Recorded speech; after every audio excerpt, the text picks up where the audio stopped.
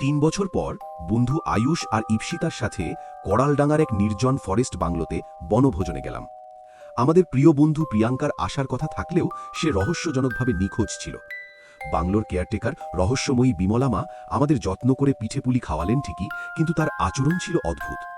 হঠাৎ দেয়ালে প্রিয়াঙ্কার এক বিষণ্ণ পোর্ট্রেট দেখে আমি চমকে উঠলাম, যদিও বিমলামা সেটিকে নিজের তারুণ্যের ছবি বলে দাবি করলেন।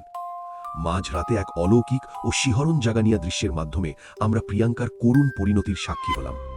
অফিসের বস সপ্তর্ষি রায় তার জালিয়াতির প্রমাণ মুছে ফেলতে বিমলামার সাহায্যে প্রিয়াঙ্কাকে বিষাক্ত পানীয় খাইয়ে হত্যা করেছিলেন। প্রিয়াঙ্কার অতৃপ্ত আত্মা বিমলামার শরীর ধারণ করে আমাদের সামনে সব সত্য ও প্রমাণ তুলে ধরে বিচার চাইল।